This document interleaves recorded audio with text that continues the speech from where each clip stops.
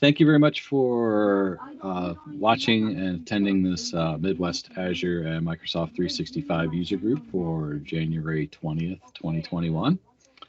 Just some quick things about our group. We are a learning group, so no sales pitches, just information. Everybody's welcome from across the world to attend, as well as provide sessions that are live and recorded and shared on the YouTube channel. And the full schedule is located on our website. And we want to thank our sponsor, Skylines Academy, for what they provide in terms of marketing these groups, as well as some prizes that you get when you attend these live events. So today's guest is Manika Bhaskar Pillai. She is out of India, and she is a associate software engineer and a former Microsoft student partner and a student ambassador for Mozilla Firefox. And she can be found on the social media links provided on this slide. And today she's going to be talking about the use of Azure Functions and how they can be used to create .NET Core, create a .NET Core with web apps. So without further delay, let's pass things over to you, Manika. And if there's anything else you want to share about your background or anything, feel free, and we'll get into your session. Yes, thank you, Dan. Yes, let me share my screen. Today what we are going to see is common things with which we can able to integrate our Azure function. That may be like if you see for one service we can able to integrate Azure function in multiple ways. In other service we can able to integrate Azure function in one way.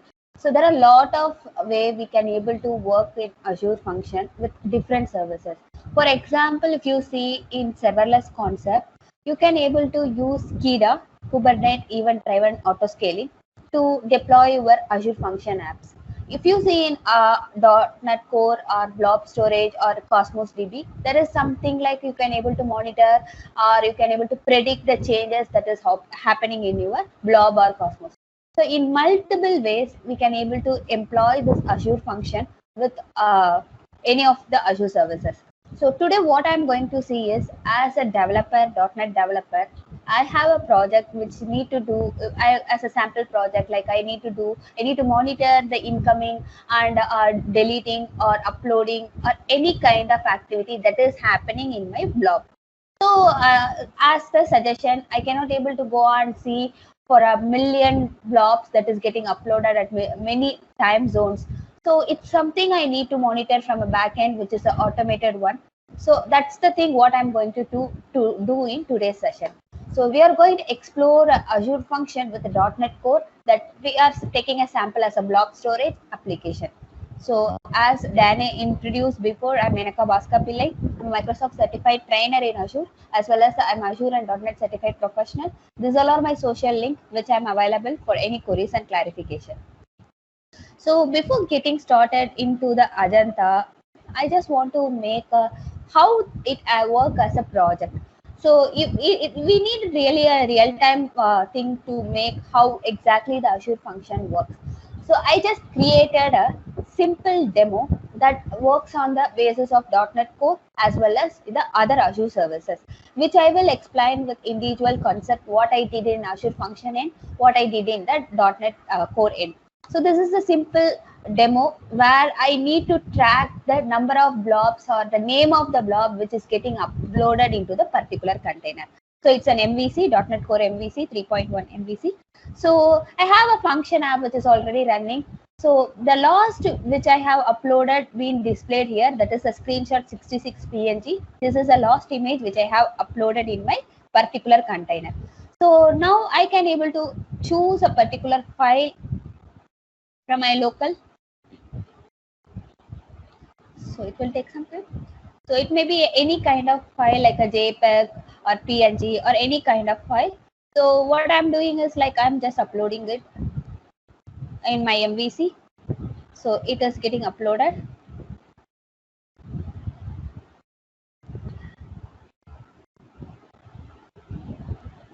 waiting. So my image is uploaded to the particular container of the blob service. So if you see here, automatically my function app tracking the upload detail along with the name where it is being located. So this is how the Azure function works with any of the services. So rethink in different project scope, like you have to monitor million or trillion or how much data getting uploaded in a particular blob. You need to monitor particular data, like I need just the name of the particular detail which is getting uploaded, or size, or anything that related to the particular file. So you can able to monitor easily by means of Azure function. So this is a one way of monitoring, like you will set up a complete application. After that, you need to monitor that uploading or downloading or deleting action that been performed in the particular container. In some cases, no, I don't want to monitor as an application end, but as admin, I just want to monitor what all are the things that getting uploaded from my Azure end. That is also possible, that which I will show in my browser, how I can able to monitor from my Azure end.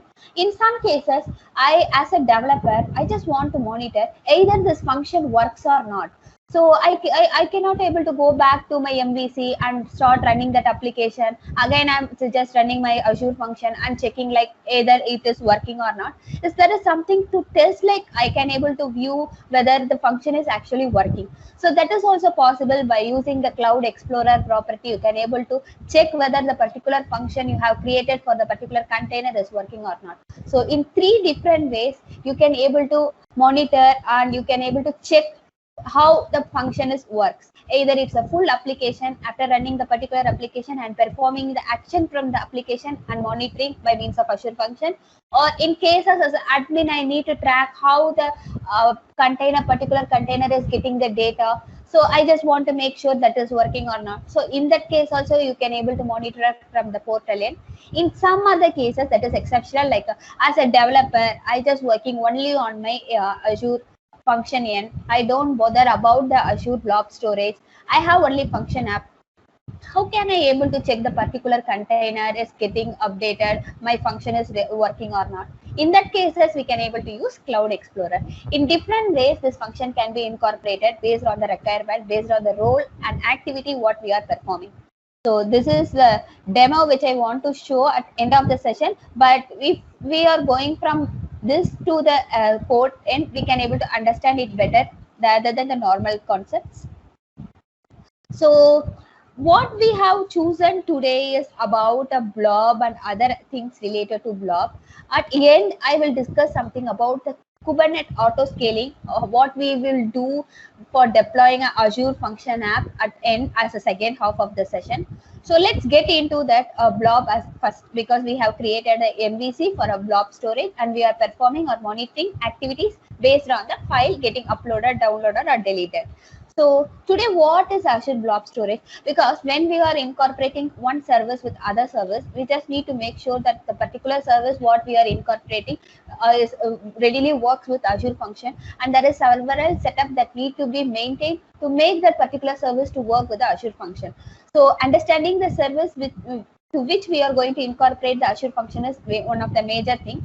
So what is Azure Blob Storage, and what all are the types of blob storage that is available in Azure, and why we need the storage, particularly if you are creating a project based on attendance, you need to track human faces and you need to store that particular image for a downloadable version. You need to store in a particular DB.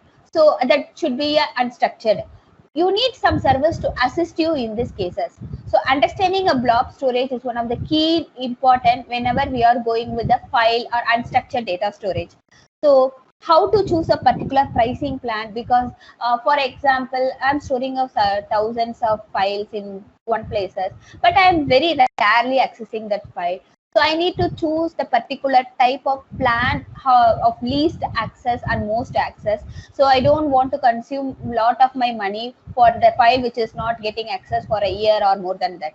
And there are many ways to move the blob storage from .NET Core like you can able to do in the console by means of providing the particular container name and the storage account name. You can do in another end, like if you are as I shown as a MVC application, you can able to get the detail from the user end as a submit request, and then you can able to upload to your container. In multiple ways you can able to move the data to Azure Blob Storage from your .NET Core. And Azure Functions, like this is one of the major thing what we can going to perform. Like if you see Azure Function, it is one of the main reason that what we are automating today is possible because of this. Because Azure Function is one of the concept that reduces the developer end work, and it promotes the growth of automation today. Wherever we can see, like we are seeing durable function one end, another end we are having many web jobs that controlling the automation altogether. So how what all are the practices we can do in Azure Function to promote or to ensure the growth of the particular project what we are working. So this is all today overview. Along with that, with a small portion, we will see the Kubernetes event driven auto scaling. So that will be helpful for better understanding whenever you are deploying your Azure Function app to your web. So that is what we are going to do in today's session. So if you see, where comes this blob storage come? For example, I have a file. That file contains specific detail, and that file need to be kept somewhere in a cloud. So if I go with the storage account, there are multiple like blob tables are there. I need somewhere that have the occupancy with the read and write is possible there. Wherever there is, if you see in some cases, whenever we are creating the logs, we will use Azure Blob Storage because we need somewhere to in cloud to store the particular log files. So probably it is Azure Blob Storage is not a solo service. It assisting in multiple recommended service. For example, whenever the logs are getting created by means of monitor or application insight, I want to store that unstructured data in somewhere in my cloud as well as. So in that case, I can able to use the blob storage. As I mentioned before, in a project where you need to perform the activity related to file. For example, I just need to capture my face as attendance marker, and then I need to upload the particular face image to somewhere, and then I need to perform some function related activity by means of event grid or some other thing to download the particular image as a downloadable version in my mobile phone. So in these cases, we are using Azure Blob Storage. So this is one of the cost effective and store petabytes of data and build powerful data lakes. Wherever the data consumption is more, there will be the maintenance and security, and other thing will be cost. But here the cost is very effective as compared to that of your Cosmos DB, because the Cosmos DB it is based on the throughput and latency. But here in blob storage, it is completely based on your utilization, and then based on your tire plans, either it is a G or S, or based on the type of availability zones you are choosing for your replicas and read write operation. So this is about Azure Blob Storage. So what all are the resources I can explore in my blob storage? For example, I have a particular container. In my container, I want to store a multiple formats of images. For example, my format is one is at JP and another one is in PNG format. I have some video files also related to that, because there is one simple demo ideas. Like if you want to run your videos, as well as if you want to display the image, everything from a single blob container, you will get messed up of choosing the particular thing will works better or not. Instead of putting everything in a complete wrap, you can able to split that your container into twos, like a pictures which will hold my complete picture. In that picture, I can able to choose either it's a PNG format or JPEG format or JPG format. After that, I can move down quietly, and then I can able to store the video format in a particular file, like AVI.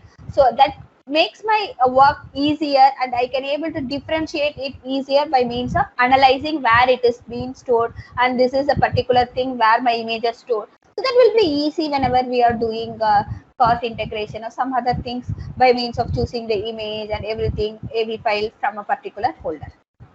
So this is how blob storage enable us to work efficiently. And there are type of blobs that is available. So there are three types, like a block, append, and page. In block, it stores the text and binary data. So binary blocks are made up of blocks of data that can be managed individually. So if you see, it will hold only a text as well as your binary data. So it will be called as a blobs, because it that can be managed only by the individual one. So you cannot able to do other activities like optimizing or other customizing. It can be managed individually, so you can able to use for the individual purpose, and you can able to store your text as well as your binary data. In append blocks, like it can be optimized for append operation. So you just want to make sure that one which is already uploaded is not works well for your project, then you can able to choose with the second one which will work fine. So the page blobs, it's a virtual hard drive, that is VHD file. These things will be related somewhere to your VM, wherever we are using the hard disk, that is virtual machine, compute, storage, and networking concept. So it serves as a disk for Azure Virtual Machine. So for this, we can able to use this page blocks for storing files that is related with the virtual machines. Where we need to use blob storage, this is a case, what is the real use case of using the blob storage? Because whenever we are using the particular service, we need to see like where it can be implemented. As I said before, I given 2 demo project idea, like for attendance application, for processing the photos and downloading the photos as a mobile friendly version.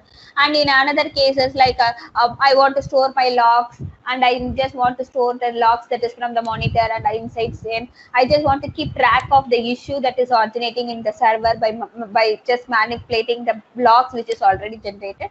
I can able to use this. So these are the basic project related idea where we can able to employ the blob storage. In particular, where I can able to use serving images or document directly to the browser. In whatever the case, your application works on serving the files. For example, I just want to generate a document, PDF format, and that document I want to store somewhere in a cloud. For example, like filling the form, after filling the form as a downloadable version, either in a PDF format or some other format, I can use blob storage. Storing the file for distributed access. So one storage which is reliability available to everyone, that will be very efficient to me, because by putting the particular file in a cloud, and that can be easily accessible everywhere throughout the world, throughout the team, which been located in different terms of time zone, that will be quite easy for me. So I can able to access the file through my Azure account. Streaming your video and audio, so it will support your video and audio files, so you can able to store that audio and video files also there. Writing to log file, this is what I said, like log monitoring and other log related activity you can able to store. For your backup, restore, disaster recovery, and archiving, this all terms will be related to your virtual machine concept. That's where the page blobs are used in a virtual hard disk. Storing data for analysis by an on-premise or Azure hosted service. So this is also one of the use case where we need to use the blob. How costing works. Volume of data stored per month. Every services have different type of costing plan. For example, as I said before, if we are going with the Cosmos DB, it will be completely based on your throughput, latency, and other things which is related to the service.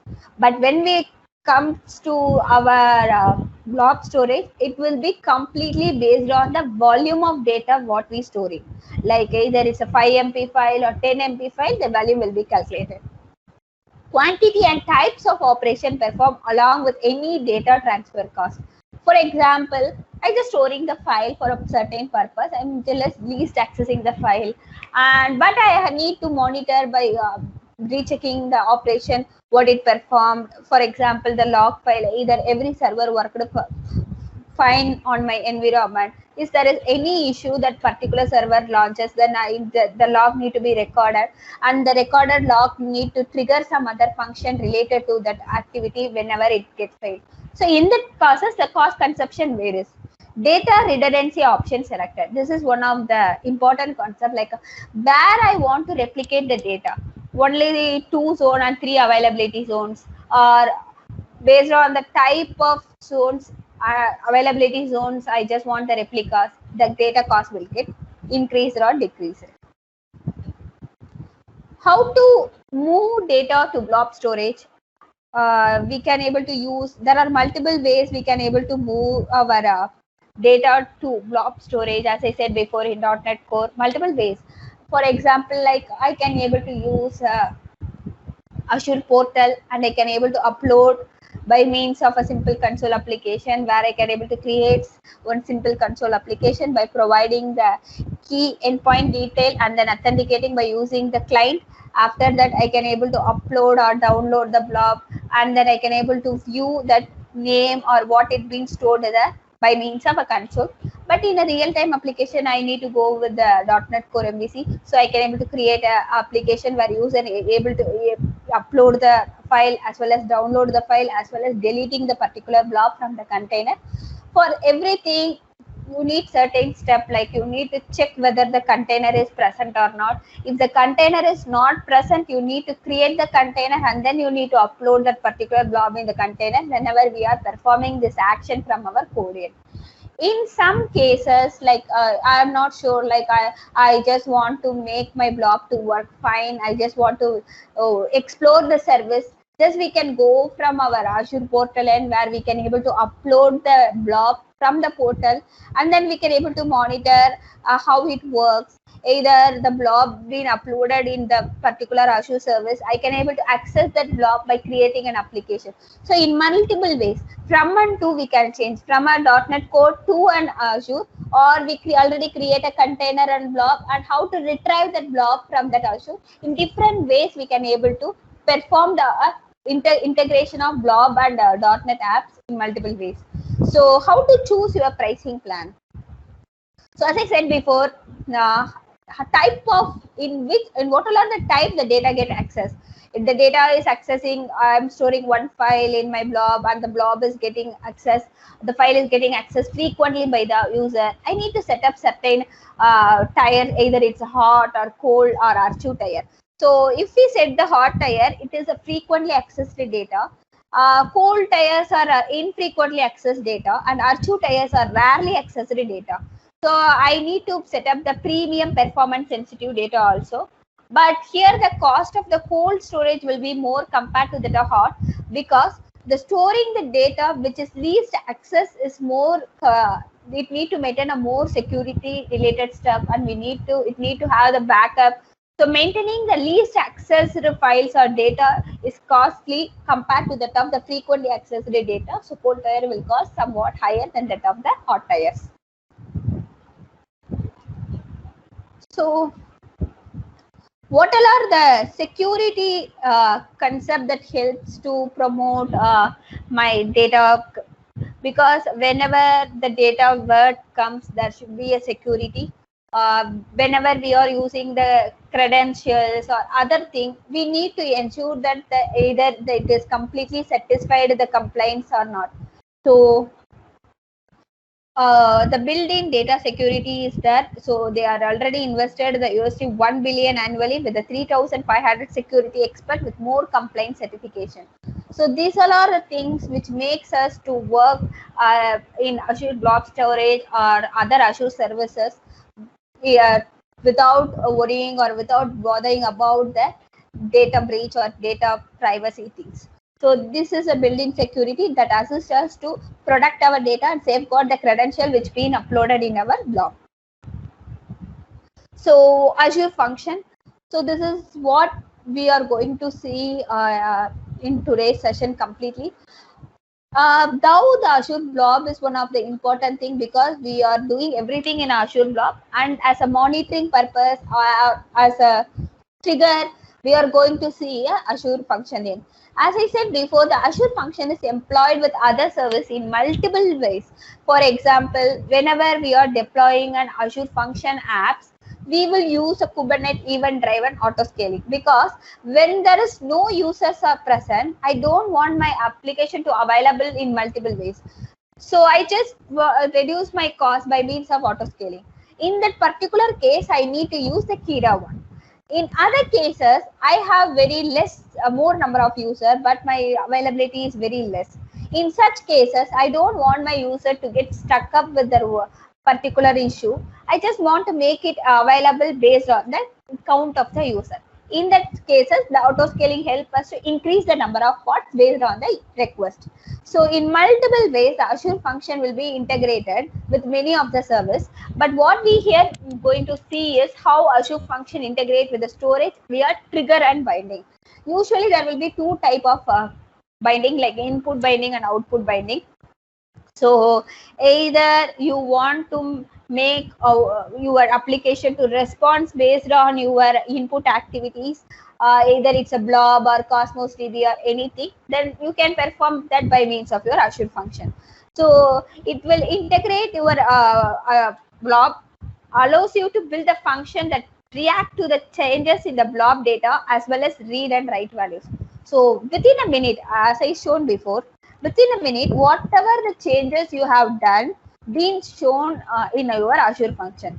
So you don't need to bother or worry about how my function app will work with the response of my blob activity. So I have already created a .NET Core MVC for blob, which is what I showed before. This is a source code of this. Like it's very simple. Like I have created a simple blob client and I uploaded and deleted and perform other operation from my code end. Once it is done, I can able to upload the file from here. For example, I'm choosing another file, like I'm choosing some file, and then I am just giving the submit. I can able to perform this all other operation also. I can able to download as well as I can able to delete within a very fraction of second. I can able to see that file which is uploaded in my container in my application. So within less than a minute, I can able to see the same image which been uploaded with the name displaying in my Azure function. So it's very easy to monitor what are the changes you are doing in your container. At the same time, I'm just opening my Azure.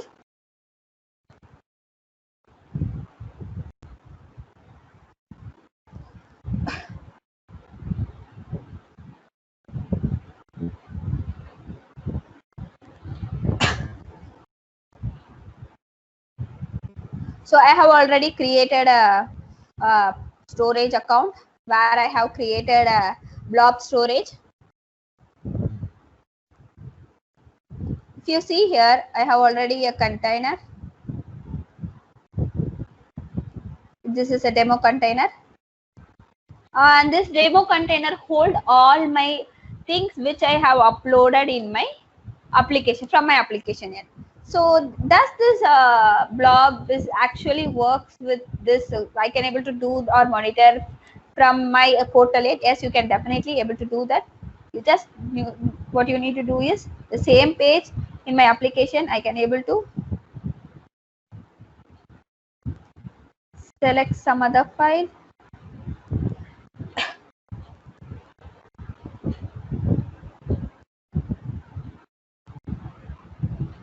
I'm just uploading my file. So within less than a minute, it got uploaded in my container. And if I go and see in my application, you can refresh it and you can able to find the same blob. That is a list of blob which will display my image which I uploaded in my portal. In meantime, in my function, it is running on my backend. It will show the image which is uploaded in my portal end here. So wherever whatever changes happening in the particular container, I can able to monitor with my Azure function. So now how this Azure function works? So this Azure function, in let's go with the third case. Like I am one who works only on my Azure function end. So I just created a blob trigger. So I just don't want to make sure that how this function app is working fine or not. So in my cases, I can able to do this by means of Cloud Explorer. So where I have my account which been already linked with that, I can go to the particular container.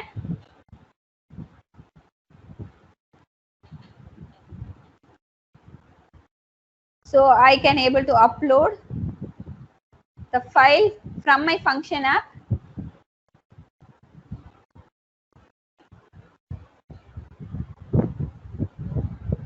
Let me go with N1 image.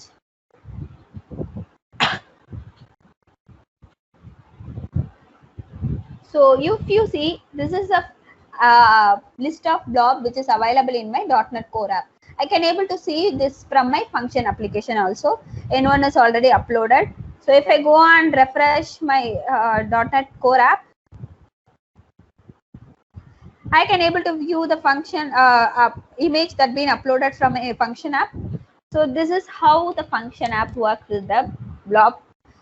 This procedure is same for all other servers also based on the type of monitoring.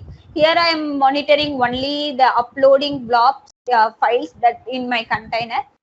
In cases if I want to monitor all other activity like downloading, deleting or some other activity, I can able to do that from here also. In some cases, I don't want to monitor the name or thing. I just want to make sure for the particular size, if it exceeds, I just want to get a notification that the file is get uploaded with the particular size. So in that case, I can able to track only the size of the file which is getting uploaded in many ways. So this is a Azure Function Console which will display that what all are the activity you've been done in the particular container from the function starts running in your backend. So if you see the function app, what I have did is like I have created a function app with a blob trigger, and after that I just added my container stuff where I need to monitor the upload operation. I given the default the endpoint detail, and after that in my blob trigger I just added this web job storage in my function app, and I just wanted the particular container along with the name which is been getting uploaded. So I just tracking that particular thing, and my connection where I given my local settings JSON related stuff. After that I'm streaming my blob. Once it is get generated, I'm just logging the information by means of the name as well as the length of how much length it is particular file is which is getting uploaded in my container. So this is very quite simple to do or monitor the things or changes what is happening in your blob for the particular timeline. So your function app runs solely and your core app will run solely. So you don't need to bother about the function which is running already. So what all are the changes which is happening in your blog, it can be notified via your function, irrespective either it's a portal or either it's an application end, wherever it is. And the MVC which I have created is very simple. Like I have created a blob storage account. After that I created a upload, download, delete operation. So first I created a simple thing by means of blob client. Once after that I just authenticated, and then I checked whether the particular client container is available or not. If the container is not exist, I'm creating the container and then uploading the blobs from the user. So this is all about function and blob storage. As I said before, whenever we are deploying a particular function application, either in a Kubernetes or any other web deployment, we definitely need the auto scaling features to be added. So in that cases, we are using the Kubernetes event-driven auto scaling feature. So this is how the function works in the Azure blob storage. But you can able to use this particular concept in many other cases also. As I said before, you just want to make sure I want to download the particular image that is available in my account. I just created that based on my general V2 storage. After that, I just want to download that image in the mobile friendly version. You can probably use the Azure function, and you can able to do that activity by means of event grid. So you can able to do as you can make that particular, because it's a publish and subscriber model. So event grid is a publish and subscriber model. So you can able to get the information from a blob. After that you can able to get the notification or what all are the changes happening in the blob, and you can able to make it work as per your requirement. So this is all about today's session recording Azure Blob Storage along with Azure Function. In smaller end, in a Kubernetes activity, we will explore like how to deploy or how to work with a particular KEDA service in deploying a Azure Function application. That is quite simple, because what we will do usually is like for a even for a deploying a Azure Function application, the major drawbacks is like auto scaling effect. To fix the drawback only, to ensure that your application is available for a less number of user as well as more number of user with minimizing cost effect, and make sure your application works well with every people in a different time zone. That auto scaling feature launches that promotes the use of the Azure in a Azure Function in a serverless and as effective manner. And this is one of the coolest service to explore. For a simple blob, it can able to monitor and perform this much activity. Then think on the end of your log monitoring or server monitoring in by means of durable function, by getting depth into the durable function by means of asynchronous or synchronous in multiple ways. In-depth concept, if we implement this durable function, how it works. So this is all about today's session. I hope I have covered the maximum. So if you see here, this is the output which I have already shown in my output, and this is a lot of social media where you can able to contact me for any doubt and clarification. And I will just drop my GitHub repo also for the blob which I have created, and the function app code which I have created to monitor the activities of the container in a blob. So Very cool. Thank you very much, Manika. Great information. Thank you, so I really appreciate that. And thank you. Yeah, I'd love to have you back another time. Provide some more topics around utilizing the functions. Azure Functions seems to be something, Yes. And utilizing those in a orchestration standpoint is something that I know is a really hot topic and something that a lot of people do. Have a coworker that does a lot of talks on that as well, but definitely like to have you back to talk more about it. So thank you. And for anybody that missed the session, this will be recorded and available, and the link will be provided on the user group website located on the slide. You can follow us on Twitter, and find more information as well around different topics and courses and information on both my website as well as Skylines Academy, our sponsor for these events. And like I said, Manika, if you want to provide another session, we have our Sessionize link on our website. So anybody that wants to provide a session is welcome to it. And want to thank everybody for attending and watching today, and appreciate the time. And we'll see everybody. I think the next session is in a couple weeks on the 3rd, and let me go back actually to my schedule here. Actually on the 10th, and we've got some more information around containers and AKS, which is another hot topic, and security around AKS with David Fraport. So looking forward to that as well.